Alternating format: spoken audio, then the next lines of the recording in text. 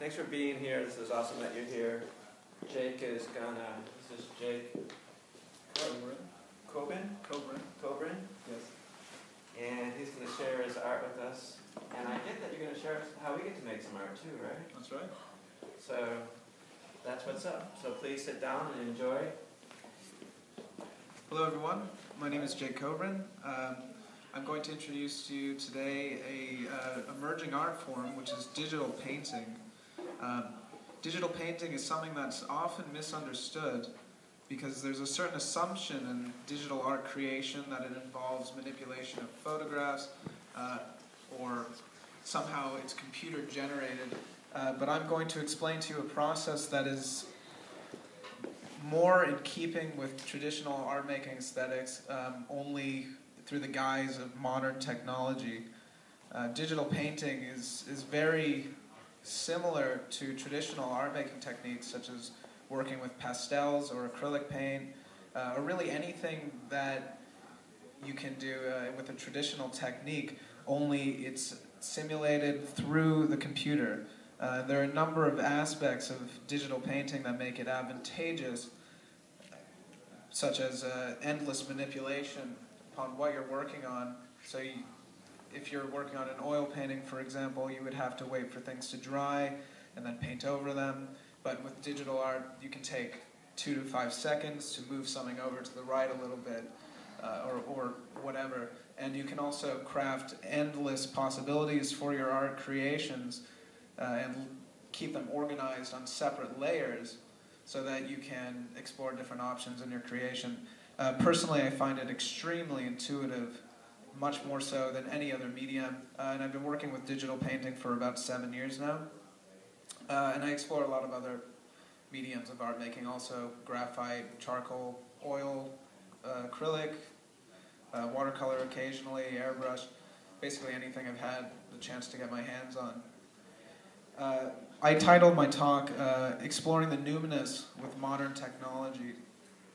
And a concept I really wanted to touch upon is the idea of the imagination being a sort of gateway to the numinous, or to a subjective reality that is beyond the boundaries of the material. So if I could do an exercise with you, I'd like you to all imagine a flower. If you could imagine the most beautiful flower that you can imagine, it is a radiant purple color. It smells absolutely delightful, and I want you to hold that image within your mind. Now, how many of you had an experience of a flower to some extent, as it exists within your imagination? Well, of course you experienced something, but there is a tendency within the Western rationally empirical Western society to discount that experience as merely subjective and therefore non-existent. But the imagination is really this mysterious thing, because of course it exists. We experience it. We experience it subjectively. And so to discount it as completely non-existent is a little bit ludicrous, because that's just being blind to this very mysterious thing. And it's saying, well, we can't understand that, therefore it doesn't exist. And if you just look around at the world around you, anything that exists was crafted within the imagination before it was realized within the material world. So any sculpture, the floor on which we stand, the chairs in which you sit, those were generated within the imagination before they were brought to fruition within the material realm. And that really says something. Because if you think about what the force that is creating the world around us really is, it is the imagination. And if you think about the concept of God and try to understand what that really represents, within a cultural sphere, it represents the force of creation. And we have a sort of different name for that force of creation, which is the imagination. It's one of those things that is so completely obvious. You know, people say that they've never experienced something that's beyond the material and they only believe in a material existence. Well, we're constantly subjected to these internal experiences that we have through the imagination and through thoughts and processes that are solely mental. And, you know, there's no real way to explain those phenomena within a material context. At least I've never heard a very convincing argument that can place, you know, specific neurotransmitters and things like that to explain those experiences that we had. It's kind of a mysterious thing. No one really knows how the imagination exists or what it really is. But if you think about the imagination as the creative force, and then you think of the imagination as being within yourself, and it can be the creative force within, it's essentially our link to God, if that is the word you want to assign to it. It's our link to the imaginal or numinous realms that exist beyond the material. And making art is very much a process of illuminating those things. In ancient shamanic cultures, the artists were the shamans. And what shamans did is that they journeyed into these numinous or extra-dimensional realms, and they came back to this material realm, and through the medium of artwork, they illuminated what those places were. They illuminated those experiences. And you don't need to use substances to access these things. It's something that we're inundated with on a constant basis. And it's one of those things that you just have to be aware of that fact to be able to sort of commune with that. You know, we're constantly accessing the imagination. So anyway, I'm going to show you some techniques for digital painting. The reason why I mention that is because I was trained in illustration, and the process of illustration is basically you think of a narrative, and then you think of the sort of flashiest way to arrange that narrative, and then in a very almost dry way you gather references and things, and then you composite an image. You know, you basically synthesize an image using different sources and things like that. And that's not how I work anymore. I kind of realized that that was not in any way satisfying to me, and I put this emphasis on intuitive painting. So let me just go over digital painting a little bit. There are several programs that you can use. I personally gravitate mostly towards Adobe Photoshop, which people know as a photo editing software, but actually has enormous potential as a painting software. I also use Corel Painter, which was designed with the idea of painting in mind, and it's very customizable, and there's a lot of things you can do with Painter. Unfortunately, I don't actually have Corel Painter on this laptop, so I'm going to show some basics of Photoshop, and there isn't quite enough time anyway to be able to go into too much detail. So I probably wouldn't get through much in Corel Painter anyway. So this is Adobe Photoshop here, and the start of any piece is to create a new document. It seems like a no-brainer, but most people open up Photoshop and they don't exactly know what to do. So File New is the way to get to a new document. The way that digital painting works, or at least the way Photoshop works, is that it works in a system of layers. So this is the background layer, and I can do anything to this layer. And this is essentially the canvas. And now you can create a new layer either by doing Layer New or hitting this square button here. And that gives you another layer to play on. It gives it another space for creation. And let me just demonstrate so you can see the way that this works. So there is a brush engine. These are brushes that I've created. Photoshop allows you to create as many tools as you really need for your own work. And then I have this tablet here. It's a Wacom tablet. The way that it works is that any stroke that I make, it's the same as making a stroke with a pencil or a paintbrush, and I can craft anything that I like using these brushes on these layers. I could draw something, or I could paint something, or I can do a lot of things. So I'm going to just show you my process of creation and how it relates to this idea of exploring the numinous. By the way, the numinous is a term that was adopted by Carl Jung to explain these ideas of sort of extra-dimensional or transpersonal or subjective experiences that are beyond the boundaries of the material world. And I also have a thought that those numinous dimensions, the imagination, as it will, may not exist solely within ourselves as individual entities, but may be part of a much more vast collective consciousness that we all share.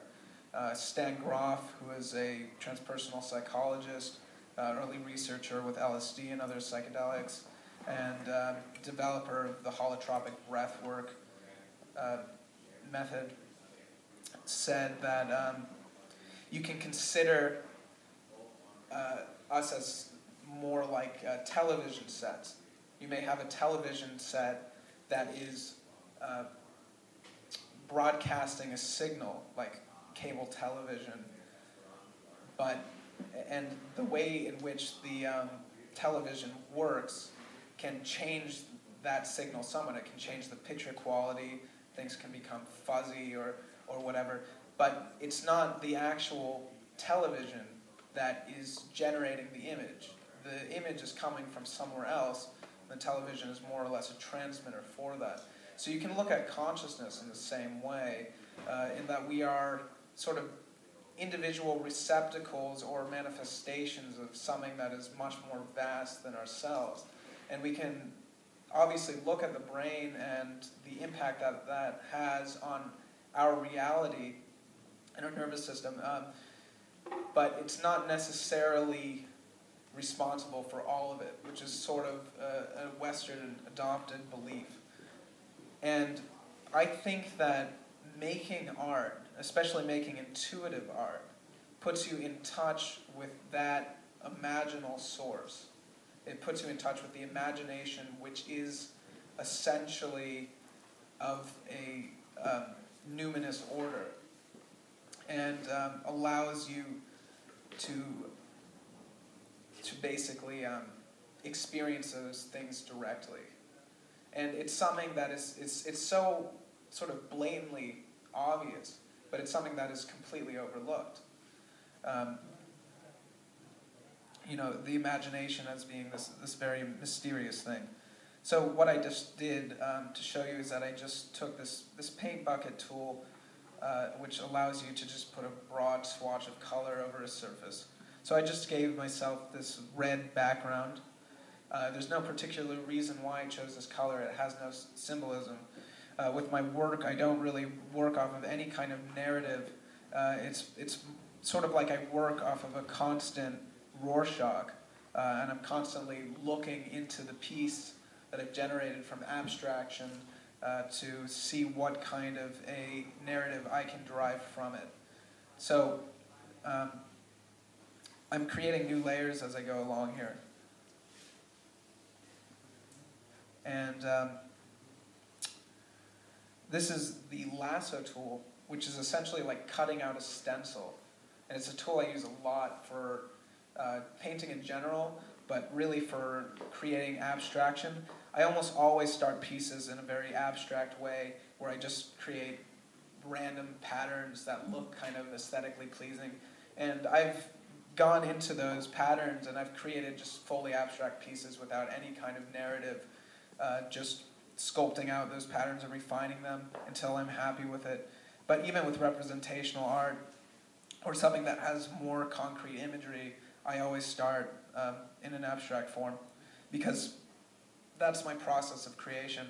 What I was saying before, and I realized I got a little bit backtracked about studying illustration, is that it makes you think rationally about the creative process. So you're thinking about, I'm going to put this here and I'm going to put that there, and it sort of goes against the reason why I began creating artwork in general, which was from like doodling in class and stuff like that in elementary school.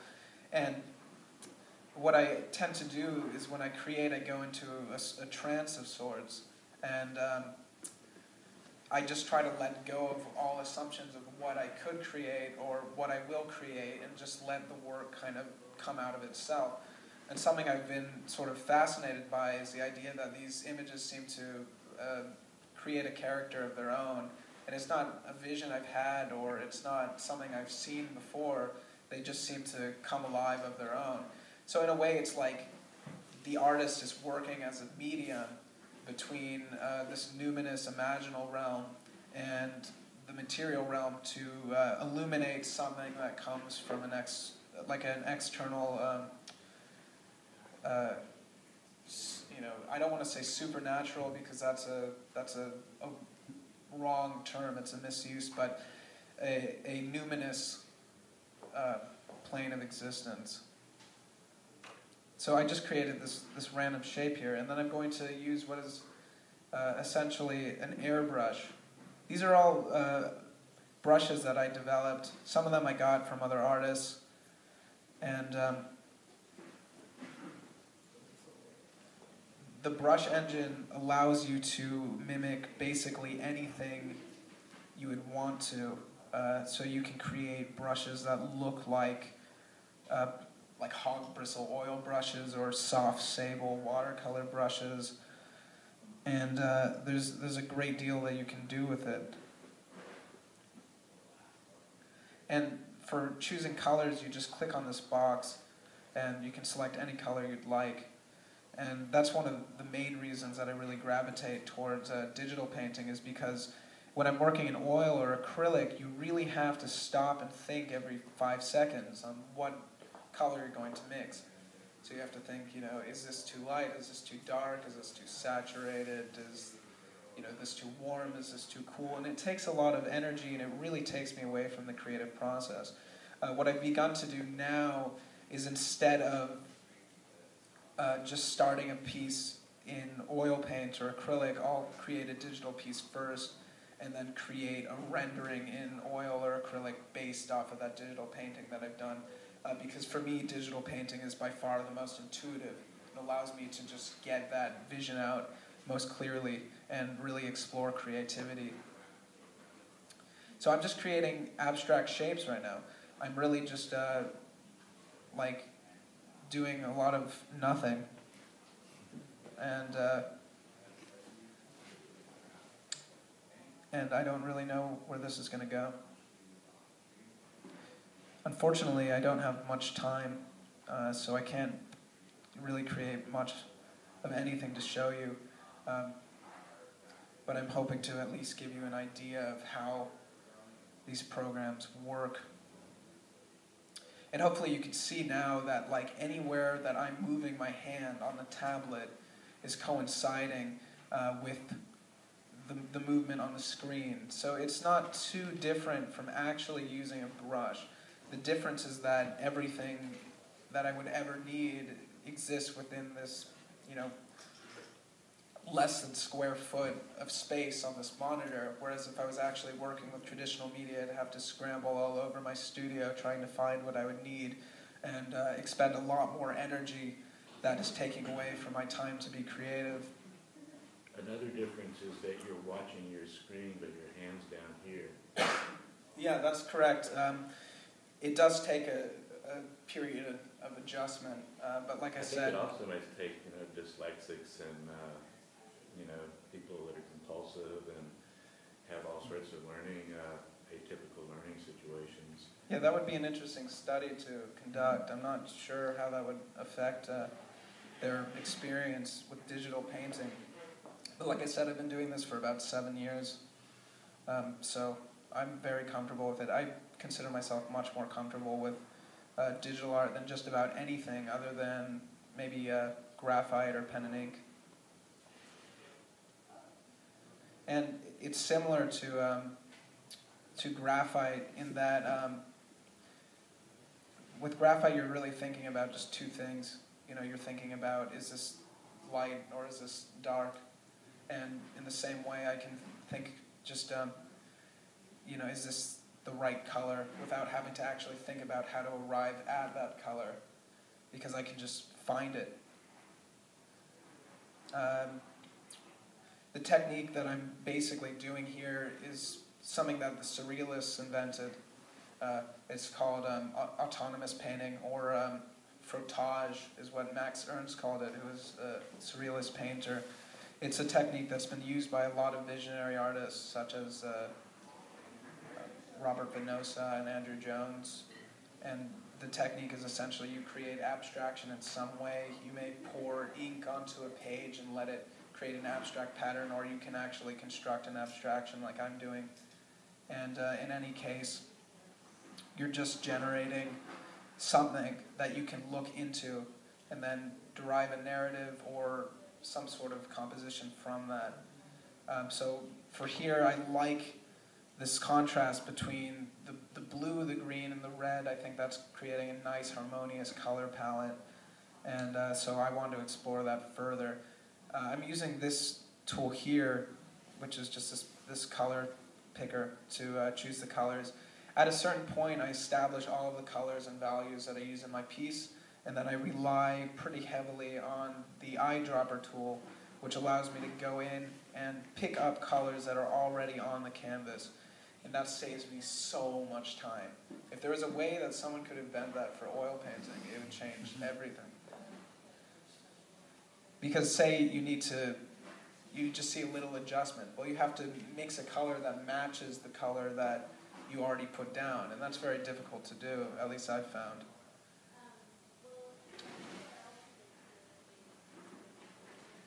And I have other little helpful brushes, like this one is Phi, the golden ratio, that I use as a compositional tool. So I can put that down, and then using the free transform tool and making sure I maintain the proportions of this, I can stretch it across my canvas and then get a perfect layout of where Phi actually is.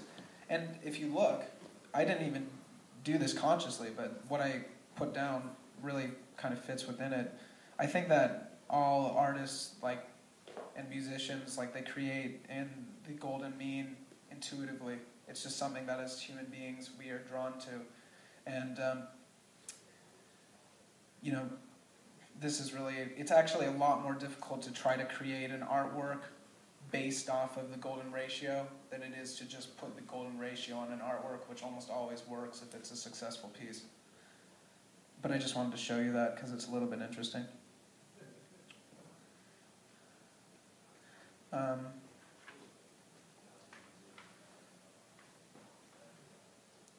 So I'm going to just start to put down some lines here.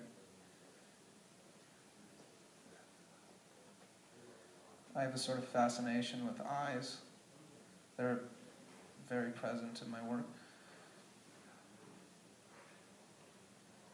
That may be influenced by Alex Gray, who uses a lot of eyes in his artwork. Or I think that it represents an element of the visionary experience, the eye being the gateway to the soul in one instance, and also represents the ability to see, and the third eye being the ability to see through the numinous.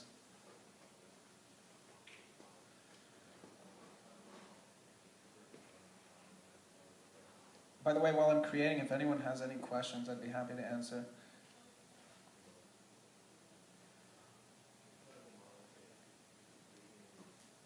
So these are different brushes that I've created. This is like a sort of scattered pattern here. And I'll show you, I'll give you a brief look through the brush engine, which is this button here. If you click brush, or it's F5. And they have shape dynamics where you can change the angle the way your brush will lay down. You can scatter it out so it disperses in a bunch of different ways. You can create texture. You can allow your pressure to control the size or the opacity, the transparency of your stroke. It's pretty endless as for what you can do with it. As for taking these artworks that you create digitally and putting them out into the world, there's some pretty interesting ways to do that. Andrew Jones, for example, has done a lot of pretty innovative things with it, where he's printed on mirrors and glass. He's printed three-dimensional artworks. He's created artworks that you look through with 3D glasses.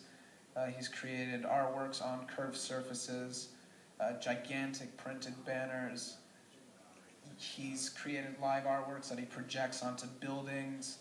And that's an interesting character with digital art also, is that you can set up a projector anywhere and then create an artwork that's molded around the environment, which is really cool. Do you do a lot of that, like live? I've never actually done that, but I do digital live painting. I've done it here and at a few other venues. The way I set that up is like, I have a music stand, which I have here, and I usually have a strap that's for my tablet, and I just like set up a projector somewhere, and I just paint like anyone would with acrylic or whatever digitally. That's about all the time that I have. I hope you enjoyed the presentation, and if you have any questions, feel free to come talk to me. I have a Facebook page, and I'd be happy to give you my card if you come and say hi. These are some of my artworks, by the way, that I've created digitally, and yeah, they were all created entirely digitally. So thank you. Thanks, Jake.